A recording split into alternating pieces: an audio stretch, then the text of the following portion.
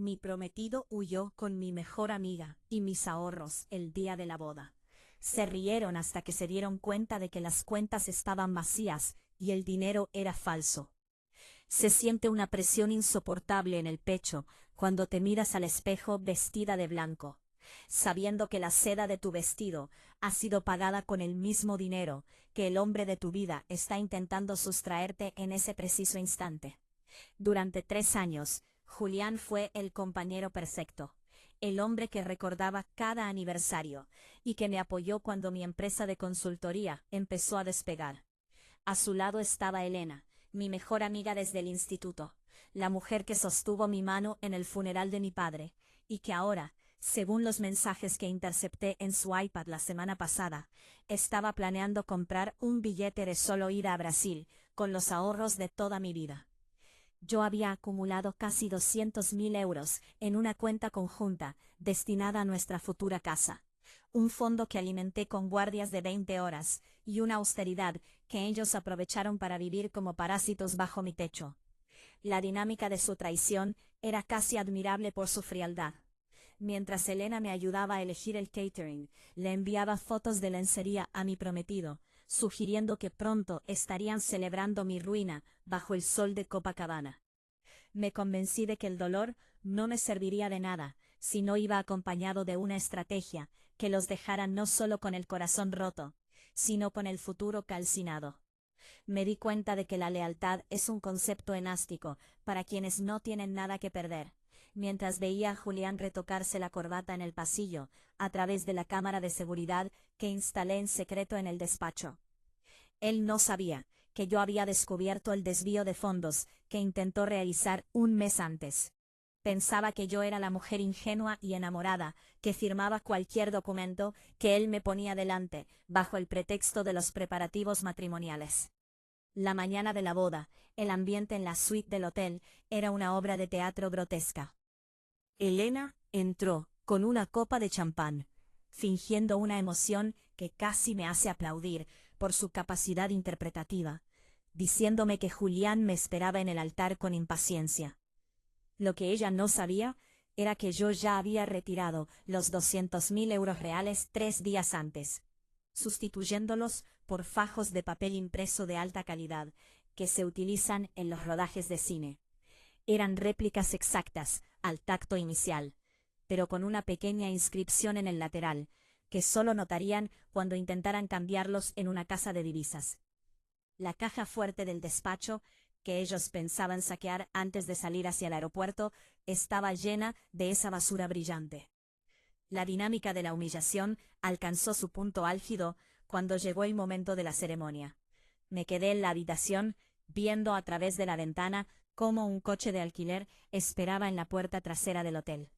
Vi a Julián salir a toda prisa, todavía con el traje de novio, seguido por Elena, que llevaba la maleta con el supuesto botín. No hubo nota, no hubo explicaciones, solo el rugido de un motor, y una risa que se escuchaba incluso desde el segundo piso. Estaban tan seguros de su éxito que ni siquiera se molestaron en ocultar su júbilo al arrancar. Lo que Julián ignoraba por completo es que al darme acceso a sus finanzas meses atrás para tramitar un préstamo conjunto, me dejó la puerta abierta a sus propias inversiones. Mientras ellos conducían hacia el aeropuerto, creyendo que me habían dejado en la ruina, yo estaba sentada frente a mi portátil, ejecutando una orden de cobro por servicios de consultoría impagados que él mismo había firmado en un momento de embriaguez el mes anterior.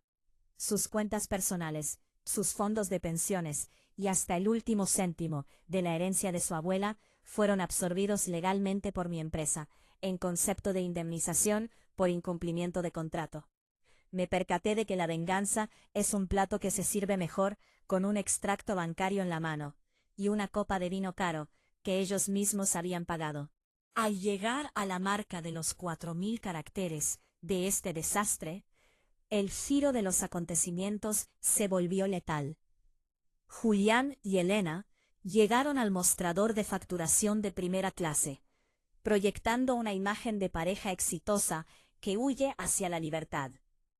Pero al intentar pagar una tasa adicional con la tarjeta de crédito que Julián creía vinculada a mis fondos, el sistema arrojó un error de cuenta cancelada. Fue entonces cuando abrieron la maleta en un rincón apartado del aeropuerto para sacar el efectivo que pensaban usar para sobornar su estancia en Brasil. El momento en que Julián pasó los dedos por los billetes y sintió la textura de la tinta barata, fue el inicio de su colapso. No solo no tenían ni dinero, sino que su propio capital había desaparecido de sus aplicaciones móviles. Julián recibió una notificación en su teléfono, que no era una felicitación de boda, sino una alerta de una agencia de investigación privada informándole de que todas sus comunicaciones con Elena habían sido entregadas a la policía, como prueba de un intento de estafa y apropiación indebida. Siento una náusea profunda al recordar las imágenes que me envió el detective privado desde la terminal. Se les veía desesperados, revolviendo la basura de papel moneda, como si esperaran encontrar un billete real entre la ficción. Mi mejor amiga, la mujer que conocía todos mis secretos, empezó a gritarle a Julián en mitad de la terminal, acusándolo de haberle robado él mismo el dinero real. La desconfianza, ese veneno que ellos mismos sembraron en mi vida, ahora los devoraba a ellos. Julián intentó llamar a su madre para pedirle dinero para un taxi de vuelta, pero descubrió que yo también me había encargado de enviarle a su familia el vídeo de él y Elena planeando cómo abandonarían a la vieja loca para vivir de sus ahorros. La red de mentiras se cerró sobre sus cuellos antes de que pudieran siquiera pasar el control de pasaportes. Se quedaron allí, vestidos de fiesta, en un aeropuerto lleno de gente, cargando con una maleta llena de papel mojado, y con la certeza de que ya no tenían a dónde volver. Me di cuenta de que el silencio que dejé en la iglesia vacía era mi mayor declaración de poder. Mientras los invitados empezaban a recibir mensajes de texto, explicándoles que la boda se cancelaba debido a un retiro espiritual imprevisto del novio con la madrina, yo ya estaba facturando mi propia maleta para un destino muy diferente. No iba a quedarme a llorar por un hombre que no valía ni el papel falso que se llevó.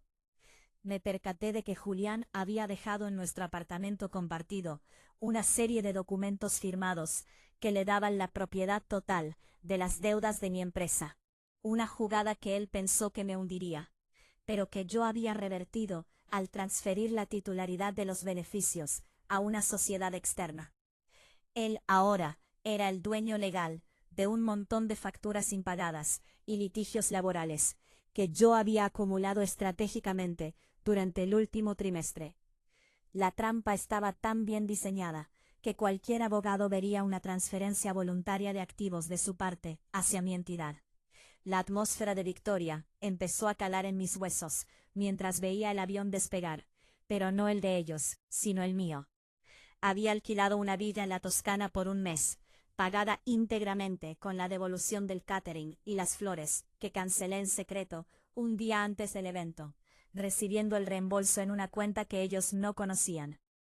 Mientras tanto, Julián y Elena fueron interceptados por la seguridad del aeropuerto, debido al escándalo que estaban montando. Al no tener medios para pagar el transporte, ni una forma de justificar el origen de esos 80 fajos de billetes de utilería que parecían contrabando, terminaron en una sala de interrogatorios. Allí, bajo la luz fría de los fluorescentes, Elena confesó que Julián la había obligado a ayudarle, intentando salvar su propio pellejo. Una vez más, la traición entre traidores es la forma más pura de justicia poética. Me percaté de que el miedo es un gran motor para la memoria cuando Julián empezó a enviarme correos electrónicos desde la comisaría, suplicándome que le devolviera su dinero y que todo había sido un error de juicio provocado por la presión de la boda. Leí cada uno de sus mensajes mientras desayunaba frente a un viñedo italiano, saboreando el café y la satisfacción de saber que el proceso de embargo de sus bienes restantes ya estaba en marcha. Él pensaba que me conocía, pensaba que mi amor era una debilidad que podía explotar, pero olvidó que yo construí mi empresa desde la nada, y que sé detectar un balance falso a kilómetros de distancia.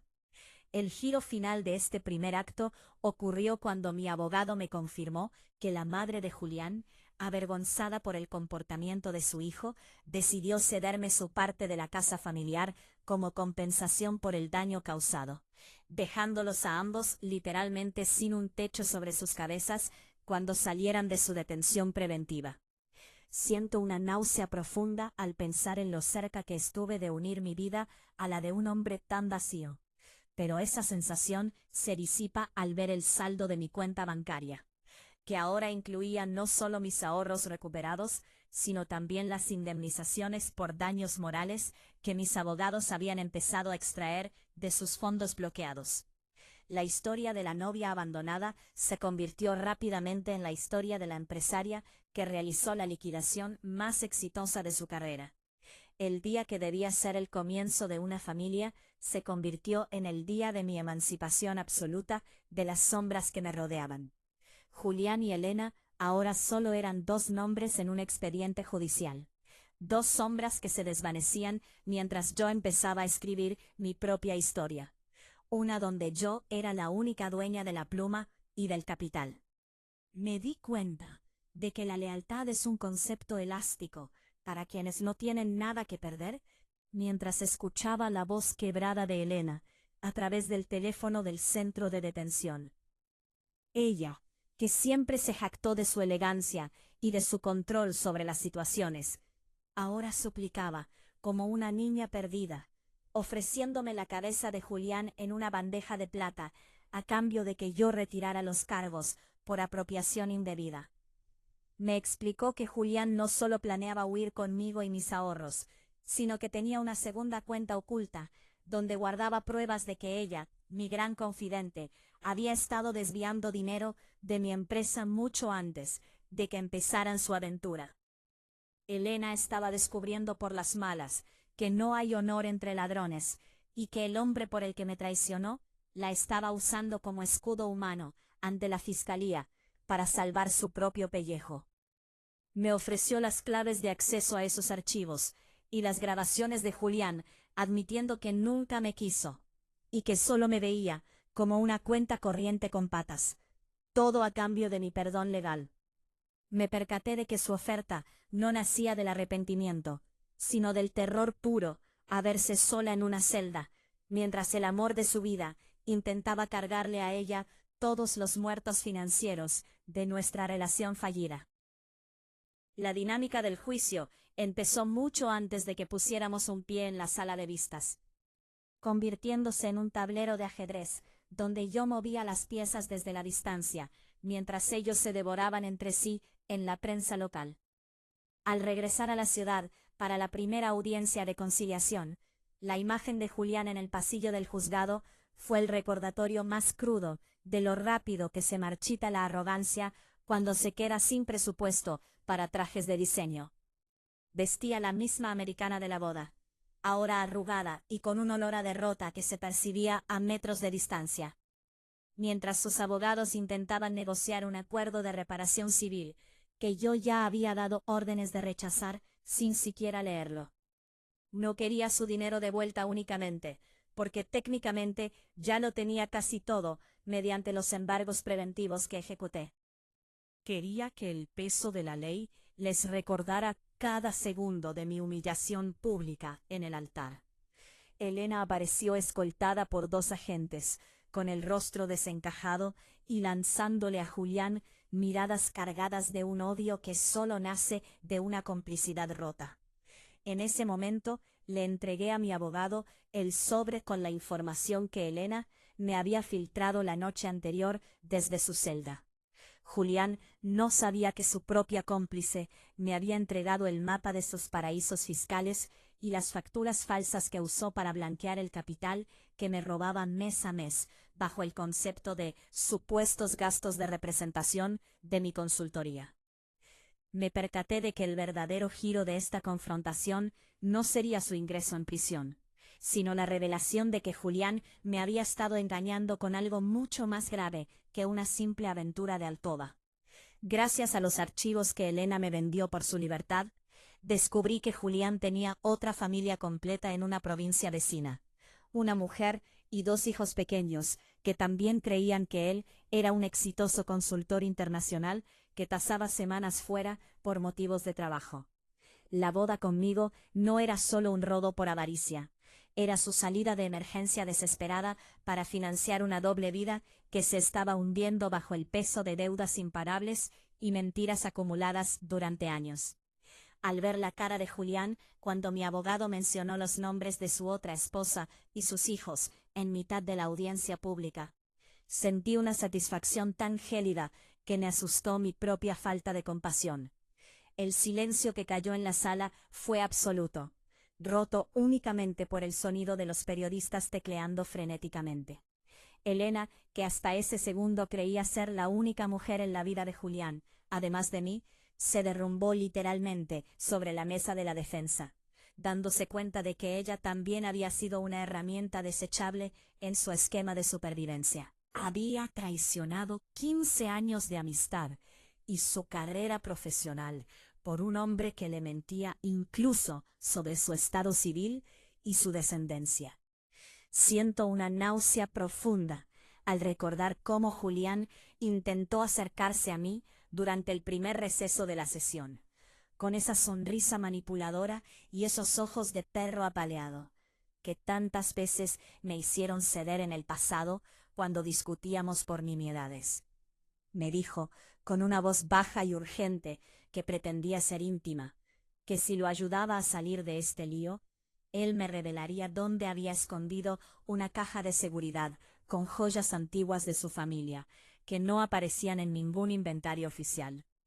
Era sencillamente incapaz de entender que ya no tenía nada que ofrecerme porque yo ya lo sabía todo.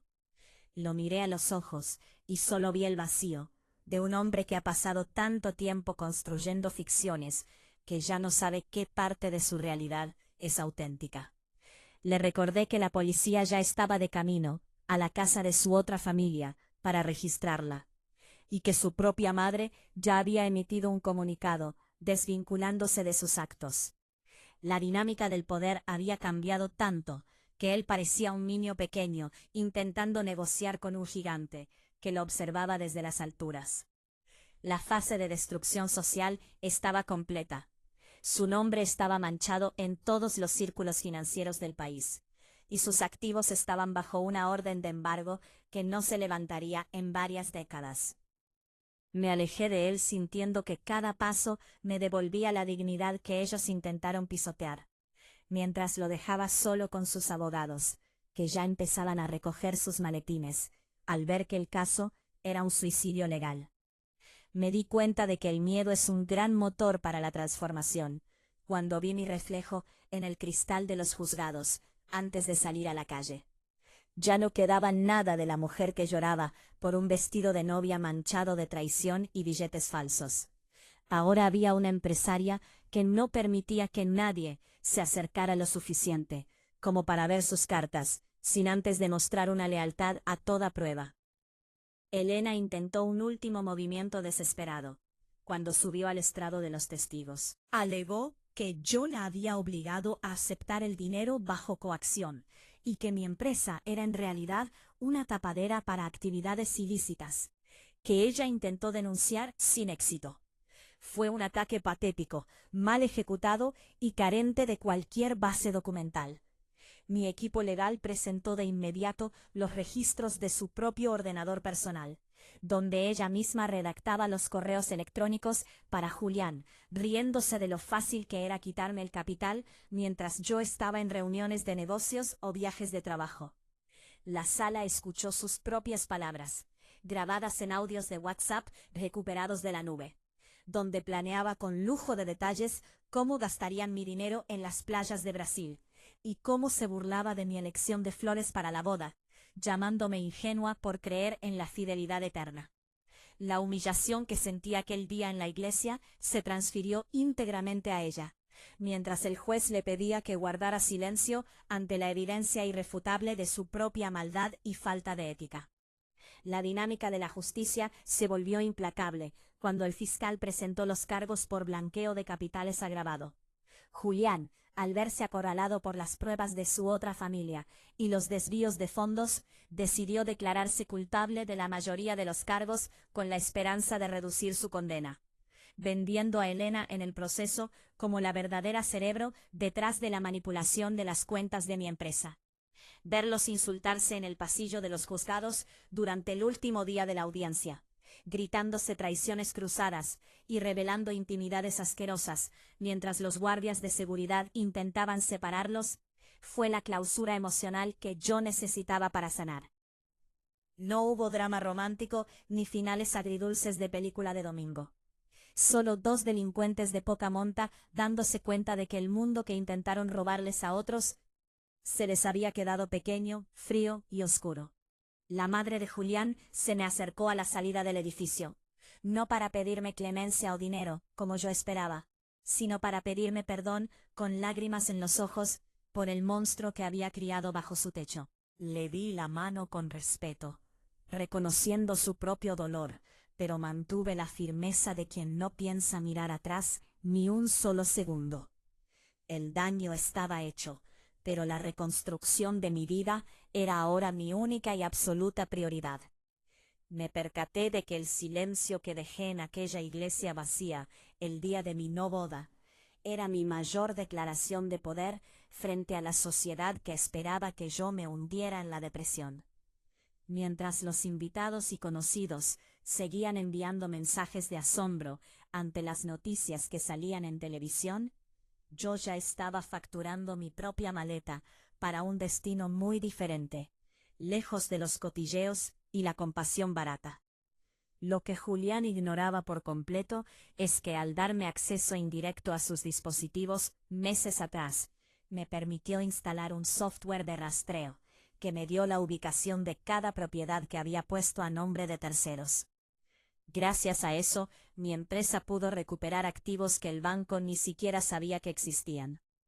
Él pensaba que me conocía. Pensaba que mi amor era una debilidad que podía explotar indefinidamente.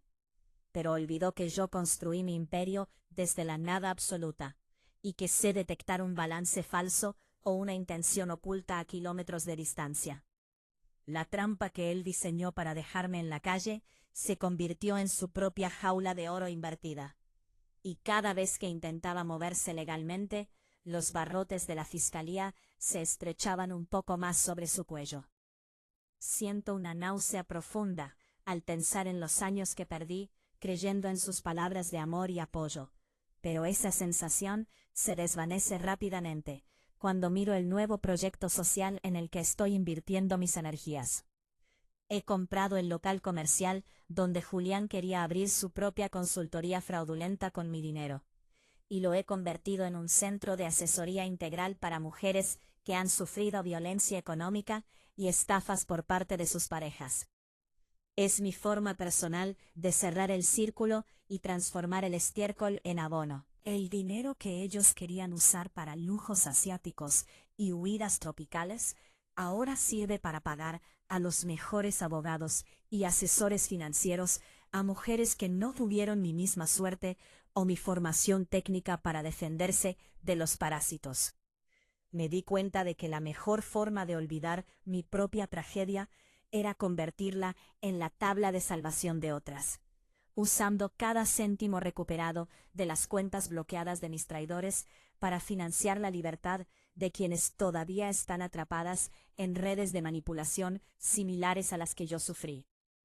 Me di cuenta de que la lealtad es un regalo caro que no se puede esperar de gente barata, y Julián y Elena eran la definición misma de la baratija emocional.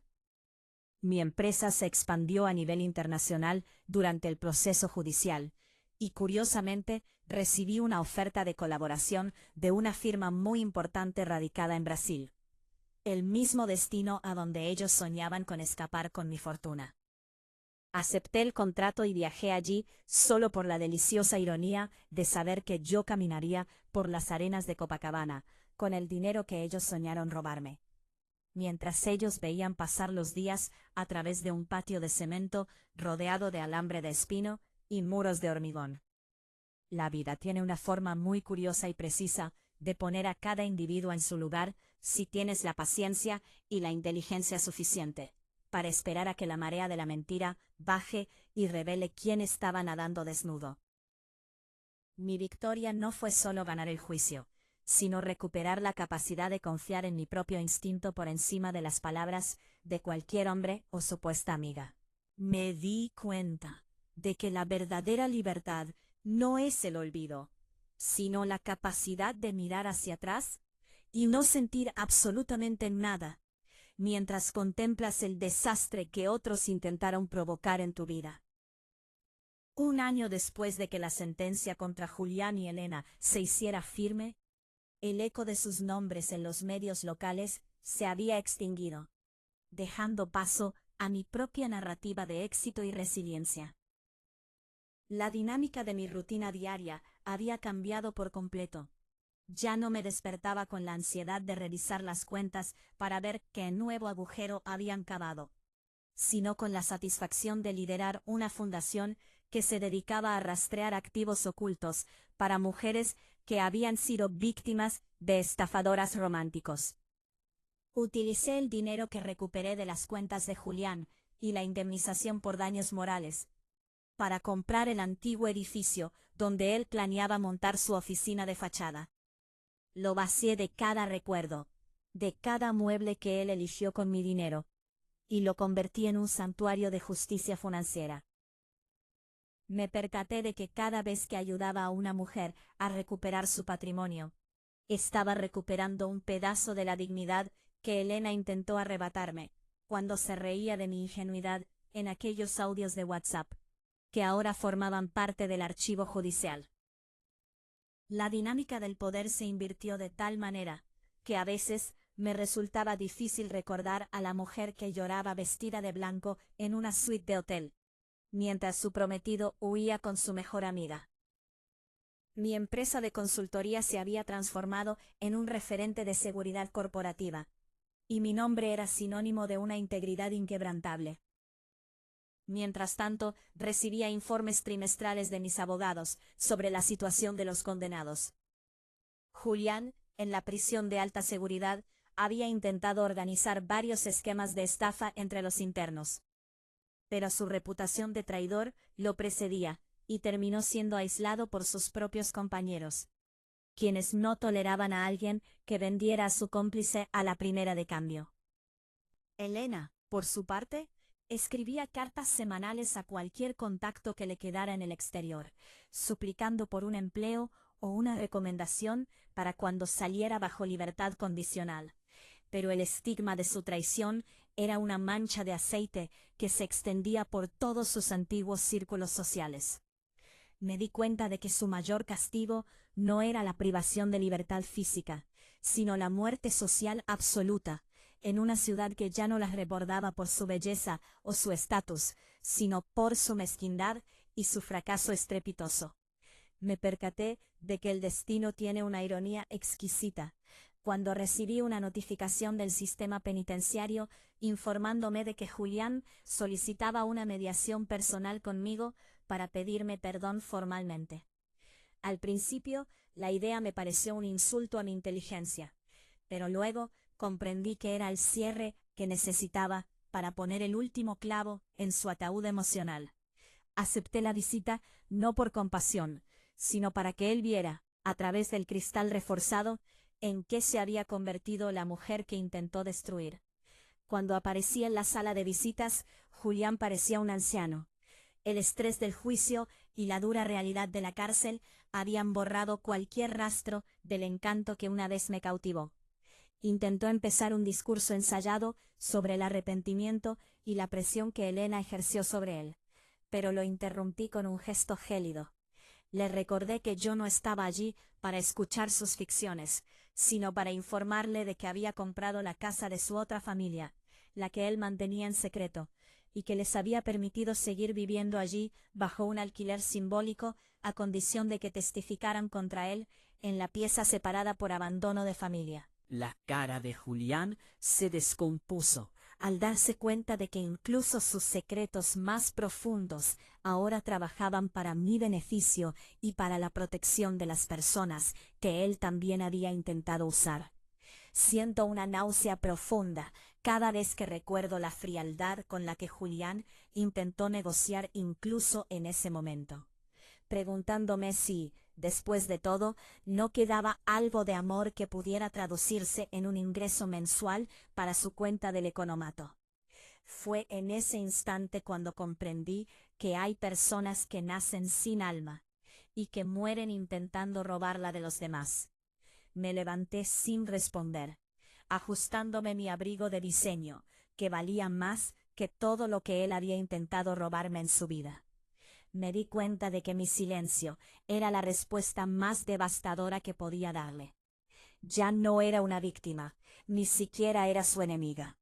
Era simplemente la dueña de su pasado y la arquitecta de su miseria legal. Al salir de la prisión, el aire fresco de la tarde me pareció más puro que nunca. Había cumplido con el ciclo de la justicia, y no quedaba ninguna cuenta pendiente. Mi mejor amiga y mi prometido eran ahora solo dos anécdotas amargas que utilizaba en mis conferencias sobre seguridad financiera, para advertir a otros sobre los peligros de confiar ciegamente en quienes no han demostrado lealtad en los momentos de escasez. La dinámica de mi vida social se reconstruyó sobre cimientos de granito. Ya no permitía que la adulación o la cercanía fácil nublaran mi juicio. Me rodeé de profesionales que, como yo, entendían que el valor de una persona se mide por sus acciones en la sombra, y no por sus promesas bajo la luz de los focos. Mi fundación creció tanto que abrimos delegaciones en otros países, y me encontré viajando por el mundo, no huyendo como ellos, sino construyendo puentes para quienes se sentían perdidas, tras una traición similar. Me di cuenta de que el dolor que sufrí aquel día de mi boda fue el combustible necesario para encender una hoguera que ahora iluminaba el camino de cientos de mujeres.